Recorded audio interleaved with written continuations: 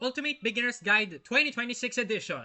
We are going to be talking about the top champions that you should be building at the start of the game, and we'll also be talking about how to actually manage your resources and how to progress as fast as possible here in Raidshadowlegends. Hey guys, Mice here, welcome back to a brand new video, and today we're going to be giving you guys the best free-to-play tips for starters, of course. I will be making another video which includes the entirety of the game from early to late game. So if you guys are interested, make sure you guys do subscribe right now to get those epic F2P tips. Okay, so the first thing when you log into Raidshadowlegends is, of course, the very first thing I want you guys to do is try to do it. It's very difficult to do if you guys don't have a lot of time, but within the first 24 hours, I want you guys to try and complete Brutal, so that you can actually get one Sacred Shard. By the way, completing, I mean 3-starring every single stage. So get Sacred, also complete Hard, then you'll get another Sacred.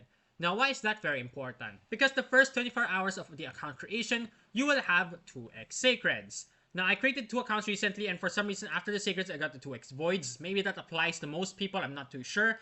But the important thing is you try and open those first 2 Sacreds during the 24-hour window to have the 2x chance of getting extra legendaries. Now, why is that actually crucial? Because nowadays you can start off with Corvus and Tuhanrak as your legendaries, and you also get 3 very good epics alongside it. However, if you pull those 2 Sacreds and you pull a crazy champion, so let's give you an example here. I'm not really sure that this is actually exactly the best faction to show that in. Let's go to Undead Hordes. Let's say out of those 2 Sacreds, right, you pulled something like a Badel. Or maybe even better, you pull someone from the Demon Spawn, such as like a Kaimar, a Hefrak, a Duchess. Those legendaries will help you guys out by a ton. Now, if you do that at the very start, then you already know which champions you actually have on your account. Compared to having those 2 Sacred Shards saved up, you have no idea if those 2 Sacreds will actually give you a better legendary than the ones in your roster. Now, of course, counterpoint to that is those 2 Sacreds will actually help you guys out to getting your first ever fusion very quick. However, you are actually not going to be able to do your fusion for the first few months because it's really hard to actually save that amount of shards. Especially with Plarium, they will most likely make the tournaments way harder than it's supposed to be. So I highly recommend just pulling those 2. That's how I've been playing this entire time, and so far it's worked out every single time.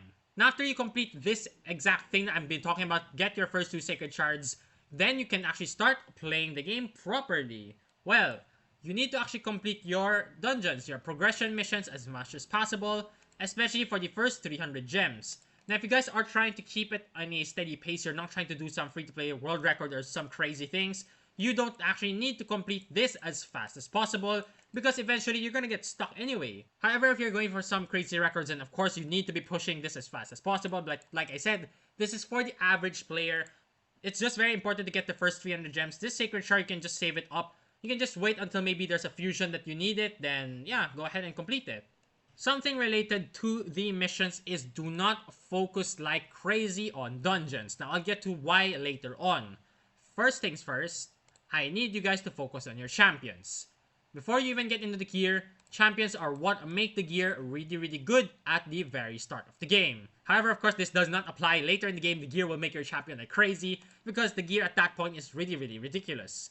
But again, in the early game, your main priority is get as many 6 stars as you possibly can. Now, as you can see here, I have the Corvus at 6 stars.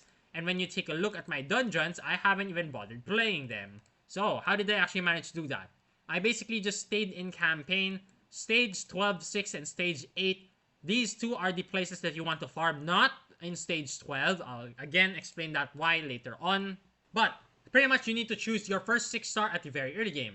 How do you actually choose the first 6 star?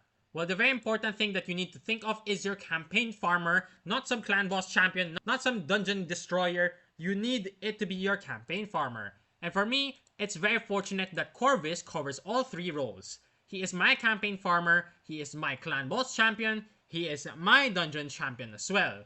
That makes Corvus the top priority on this account, and this is exactly why he is the first 6 star on this account. Now, the important thing is you also need to have the lifesteal gear on him.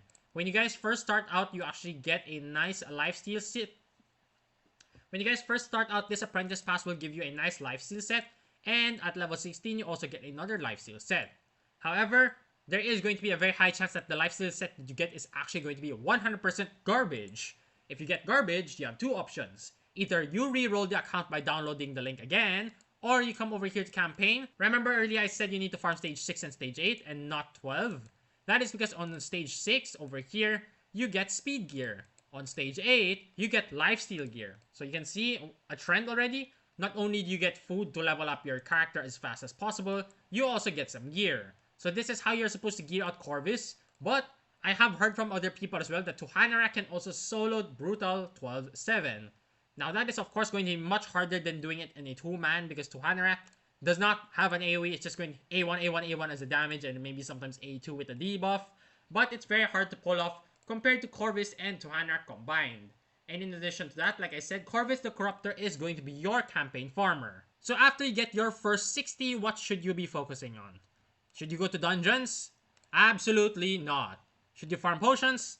Definitely not. You don't need to get this guy ascended. He doesn't need the ascensions this early in the game. And it's also very hard to ascend legendary champions. Well, you guys may be asking, should you book him out?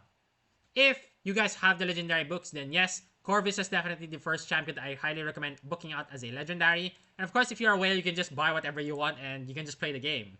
But, getting back onto the point, what should you do next? Well, you should actually get more 6 stars. For me, currently my roster, it has to be Ezio. I am going to get Ezio in 2 days. He is going to be my second 6 star because he is going to deal damage. Now, damage dealers benefit way more than support champions in the very early game, which is why I'm doing it. In addition to that, if they are 6 star, they also get a War Master Mastery, which is going to deal a lot more damage towards bosses. So after Ezio, well, let's say you guys don't have Ezio, right? Then I would highly recommend going for Venomage. Yes, why Venomage? Because the other champions don't really do damage. And if you guys are wondering, why not Kale? If you guys want an in-depth video, make sure you guys do check out the video on my channel titled something like why these starter champions are not useful anymore, why shouldn't you use Kale? And getting back to the point, after you have your second 60, either Venomage or Ezio, then you should actually, well, if you guys have Ezio, your next 60 has to be Venomage. If you guys don't have Ezio after Venomage, I would highly recommend going for Mordecai or Tuhanarak. Now, the problem here is that Tuhanarak requires legendary books, which is going to be much harder to book out because you're trying to book out Corvus first, right? So that's where Tagore comes in. Tagore also brings the increased speed on the A2, like Tuhanarak, but of course Tuhanarak is miles and miles better. But like I said, if you guys are early game and free to play, you do not have access to those crazy legendary tomes. So after you have 5 level 60s, that is the only time you should actually be coming into the dungeons. And while you're farming those food for your 5 level 60s, like I said, the next step is going to be farming Palace of Aravia and Valdemar Strait. Brimstone Path, you should farm this when you don't need campaign gear anymore because here, you will actually get a lot more XP. 12.6 gives you significantly more XP, 12.3 gives you significantly more silver. But if you guys are playing this game like a crazy free-to-play, trying to maximize everything, then Valdemar Strait is going to be your best friend. For Palace of Aravia, I only highly recommend spamming 12 or 6 riders for the speed boots. After the speed boots, you can go for any of these other pieces. Make sure you need a 2 piece at least to get the speed bonus. Only farm stage 6 and then something else, then that's good. For Valdemar Strait, on the other hand, you want to farm boots, chest pieces, gloves, shields, helmets, and the weapons. You get the point. Lifesteal set is going to be the best set in the entire game up until mid-game. And why is that, you may ask? Like I said earlier, when they are 6 stars, right, you unlock the War Master. And when you have War Master, that actually follows along very well the passive of Lifesteal Gear, which means you will heal 30% of the damage dealt by War Master. And for War Master, like I said, it is going to deal a ton of damage to bosses, right? Yes, exactly the point. When you hit the clan boss, you're going to heal literally everything. You're going to go back to full health. Same thing applies for later stages of dungeons. Let's say Ice Golem, Dragon, Fire Knight, and Spider. If the War Master procs, you're going to lifesteal like crazy, which is why lifesteal is very important. And if you plan on soloing Campaign and Minotaur, you also need lifesteal set. So you can see already, like I said, lifesteal gear is going to be the best set up until the mid-game. But don't you guys worry. If you guys are out of energy, you don't need to farm in Palace of Aravia or Valdemar Strait. You can come over here to Faction Wars and farm Perception gear. Resilience gear is quite useful for maybe the first 2 weeks of your gameplay, but Perception will be useful forever. No matter where you are in the game, if you're done with the game, you still need Perception. It does not matter. Perception is very important. You can get that from any stage in the Faction Wars. And of course, the higher stage you can clear, the more materials you will be getting. Where do you use these materials? You come over here to the Forge, you come over here to Perception, 40 accuracy, 5% speed. This is where you craft one of the best sets in the entire game. And accuracy is going to be very, very good because every single champion in the game benefits from accuracy and speed.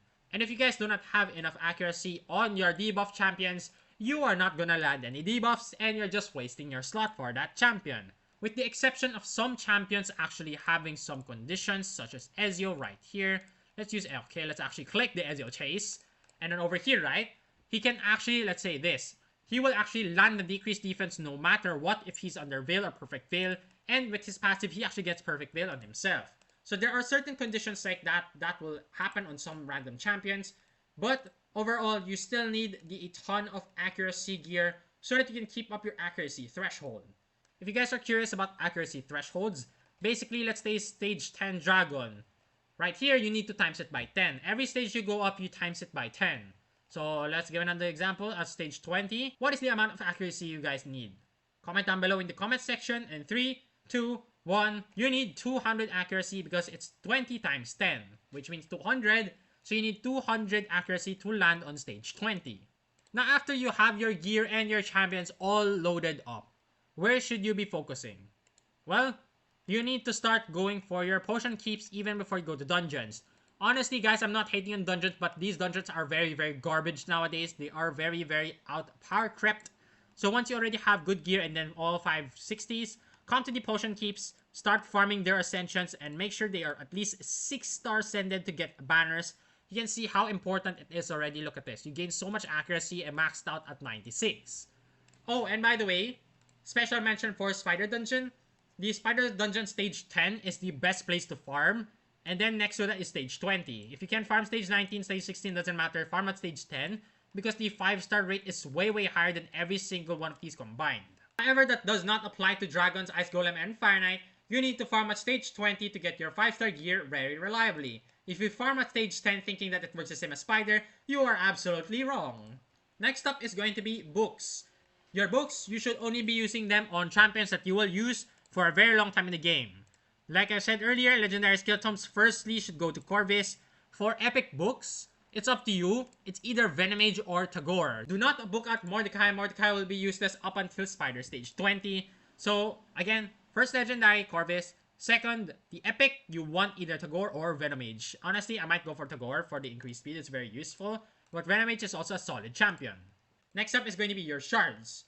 Your shards, like I said, the first 2 sacreds, ideally you pull them during your first day of playing the game so that you have a 2x sacred chance. However, if that has run out, do not pull them anymore, just save them for a fusion. Next, void shards. Like I said earlier, there are special cases where you can get 2x void straight after, which is what I had. Of course, I pulled the voids, but if you guys don't have the event for 2x voids, do not pull it. I did not have an event for 2x ancient, so as you can see, I've never pulled a single ancient on this account. And then from the marketplace, you want to buy out every single uncommon champion, buy out every single mystery shards, and try and get the 5 ancient shards that you can get per month. Additionally, make sure you guys do complete arena as much as possible, push as high as possible, because if you guys did not know, every single tier in the arena gives you extra base stats, which is going to be very important to building your champions. It makes it so much easier to actually build them, so make sure you guys do them a lot. And with those coins that you get, those medals, make sure to increase one of these accuracies all the way up to level 10, because level 10 you will actually need it for the Arbiter mission. And so that is the general basic beginner's guide for you. Make sure you guys do leave a like and subscribe to the channel. Comment down below if you guys need some extra help or where you are in the game, and I will see you all in the next video.